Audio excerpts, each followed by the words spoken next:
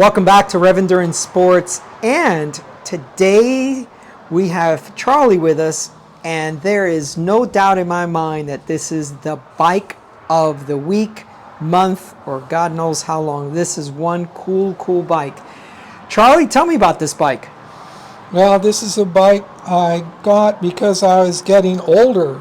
Yeah. I took 10 years off of bike riding because of a bad case of mononucleosis, and when I got back on my original bike, it seemed like a torture rack, which was news to me because I'd been riding those torture racks since I was 10, and I always thought they were normal. Yeah. So I sat down and figured out, well, what have I got to do? Well, things have changed since the old days. Yeah. And they now discovered that wide tires roll pretty much just as fast as narrow tires. So yeah, you've got these Rene Hurst tires on here, and Jan Hein has been talking about bigger tires for a long time. Yeah. And it makes it quite a bit more difficult to crash. You know, the balance, right? Yeah, the tires just seem to give you grip every time you really need it, you know? Yeah. And then the ride is very smooth. I only fill the rear up with 31 PSI and the front at 27. And so what size are they? They say they're 58s, but they measure out at 55. 55, okay. Yeah. So they're pretty so 650B. Yeah. Actually, it's 26-inch. Oh, 26-inch, my bad. Mountain bike size. Okay, all right.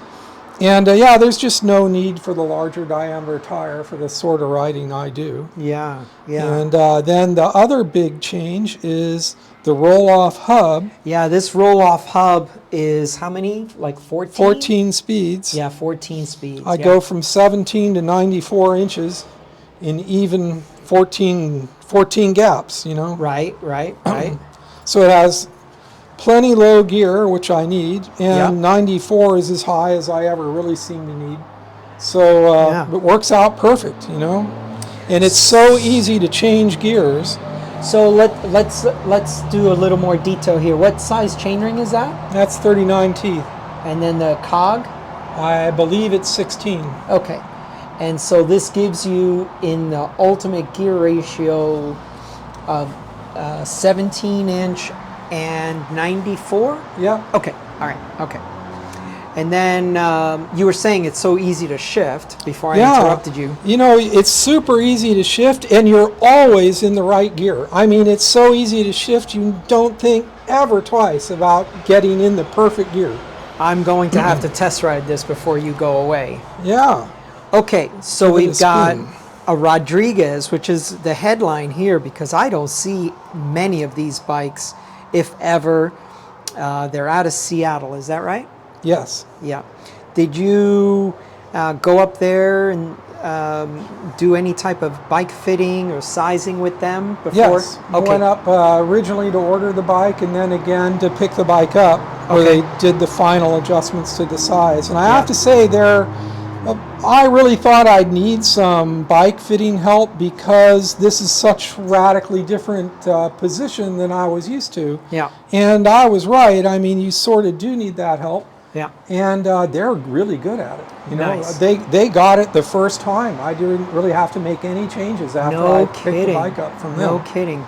So let me ask you this then. So steel fork, custom, I'm pretty sure the custom head tube height, right? Yeah. And then you went steel all the way up to about here, I guess.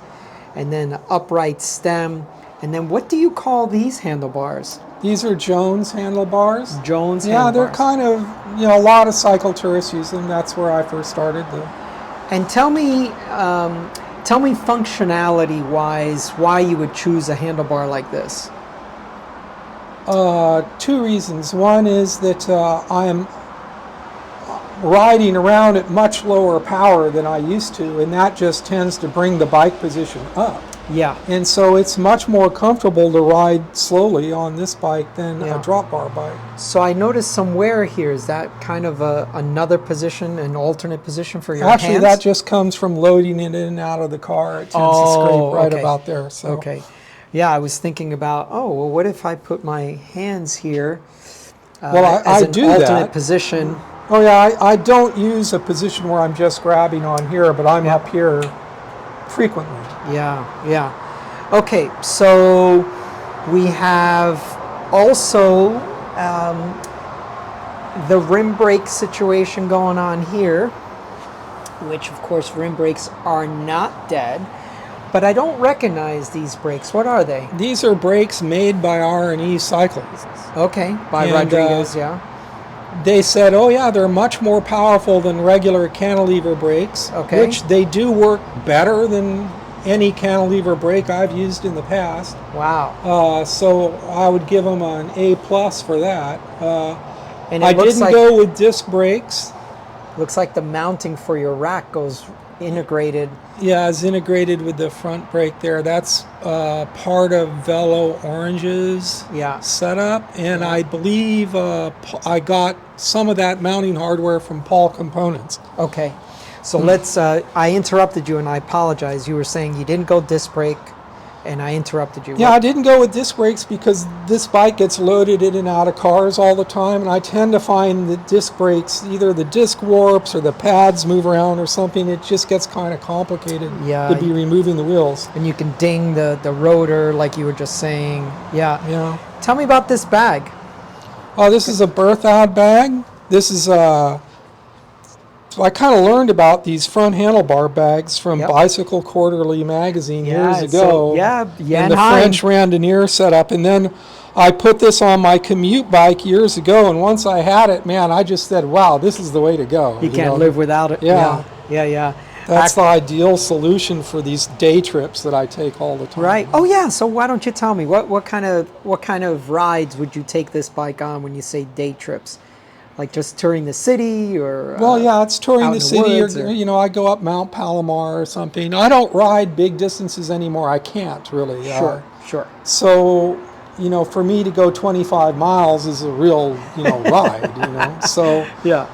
That's sort of the limit of what I do, and I'd like to do more, but right now my health just doesn't seem to allow it. So. Yeah. Would you mind sharing how old you are? It's up to you, of course. I'm 67. Okay. All right.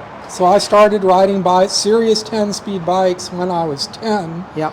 And what's a little unusual is that my father was riding and racing 10-speed bikes in the 50s. Well, there may be 300 families in America where that was happening, so that made me a little unusual in that in 1967 he bought me my first Raleigh competition, and toe clips and sew up tires, and away I went. And away you went.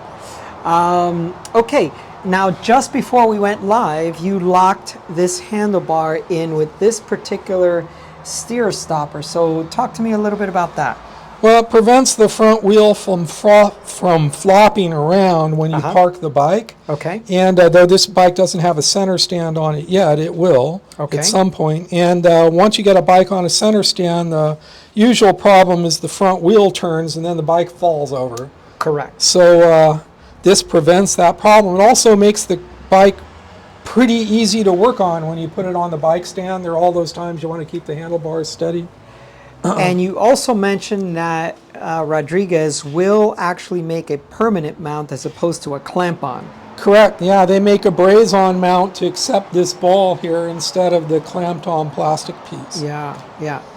The Silca frame pump, classic, very, very classic. Yeah. Talk to me about this seat post. I don't know that I've seen who I makes was this one. used to using Thud Busters. Yeah, from Cane Creek. Yeah, and then they said, oh no, you'll like the Connect a lot more. Okay. And it is better, I will say, but it is kind of more complicated and heavier and stuff too. The seat mount is a little fussier to mount the saddle on, but it's better in the sense that you do get a better ride. It's more reactive, smaller bumps it'll move with smaller bumps. How much movement would you say that this gives? You probably, don't use much more than an inch. All right, so 2.5 to 3 Yeah, centimeters. it'll do more than an inch. I'm sure it's like 2 inches total travel, but I don't know how hard I'd have to hit something to use that up. Well, I guess the other question would be, have you ever felt like you've bottomed it out? Oh no. Yeah. So that's good. That's what we're looking for. And then of course you have an SQ Lab saddle on there. How's that been working out for you? Well, it worked out right away from the very start. It was easy to set up, and I probably only made 2 adjustments to it so far. I don't really think this is probably where it'll end up. Okay. Though I always like to adjust. Once you get something good, set up good, Yeah. I like to move it out of good just to make sure I'm at best. Right, right. And Any ideas what they're using for their tubing? I don't know that I've seen any. Yeah, I don't see anything on there. Do you know if it's True Temper? Do you know if it's Reynolds? Do you know anything? you know, I don't know, which surprises me. You know, Okay. when you ask that question, I would think I would know, but I don't. You know, I know that I have viewers that are they're quite astute. Yeah. And because I do so much steel bikes on my channel, they're pretty learned. One thing crowd. that is different about R&E is that Yes, sir. the way they mount the roll-off hub to the rear Okay. is unique Okay, to them. show me. And notice that the cables come directly into the hub without this standard hub gear selector that hangs from the bottom. Oh, I didn't notice that. Right. Yeah, and you remove the wheel and you just turn these 2 things 90 So degrees. they and just the, like quick release couplings, I guess. Yeah, it's quick release. And then the wheel pops right out. And of course it goes straight down, so you can use fenders on this bike. So what would normally be? You said there would be normally something hanging off of this. Yeah, if you look at most roll-off hubs, you'll Yeah. see that there's what they call the gear selector mechanism. Okay. Hangs down from here. Well, you don't necessarily have to have it if you do the rest of the bike correctly. Right. And then they figured out this system for doing it, and I Yeah, so believe the- it's unique. So they put on their braze-ons here Right. to put your cable stops in. Now, I've had the bike, I think, almost 2 years now. I've never once had to adjust the cables Okay. on it. Okay. And the roll-off hub just requires its annual oil change, which How- they sell a annual- kit for. Yeah. And And that's all is there is to relative it. based on how much you ride, right? Because I mean, there's Well, yeah. no water ingress. I mean, this is pretty sealed, correct? Yes. Yeah, yeah.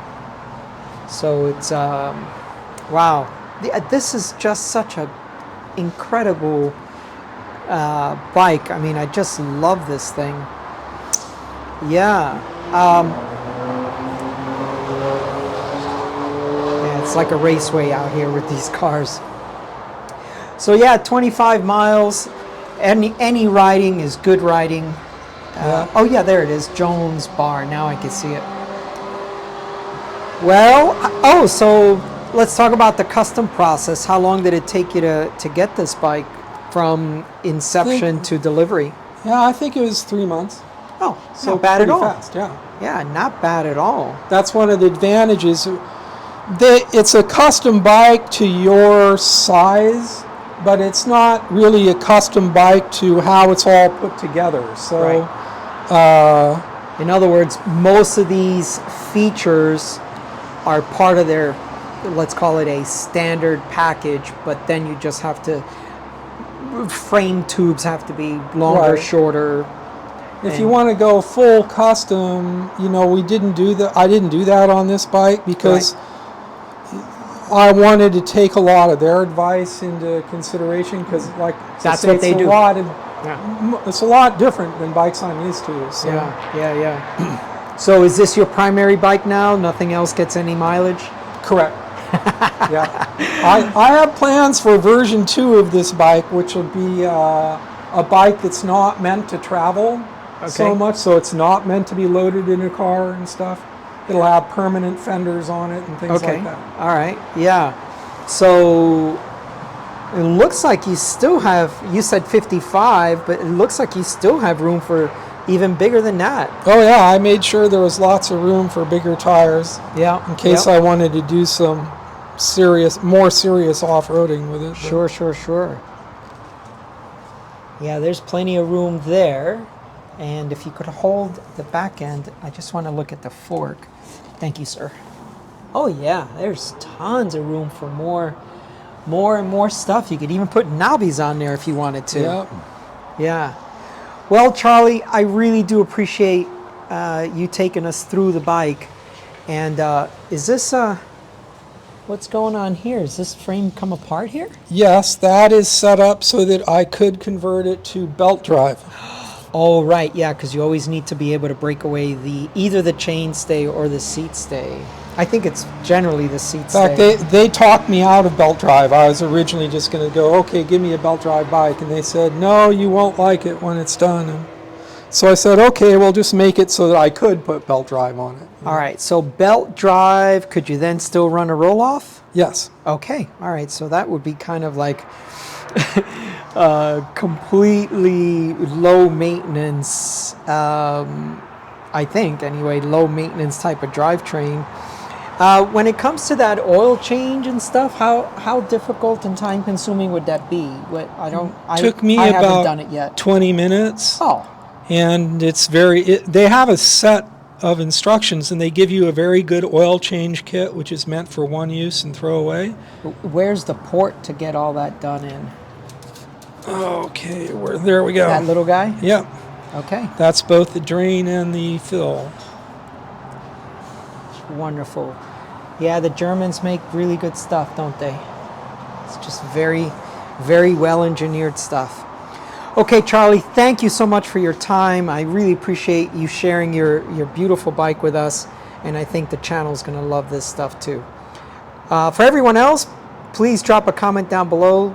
Let us know what you think of this thing, because I think it's just an amazing piece of engineering. And please like and subscribe. We'll see you up the road.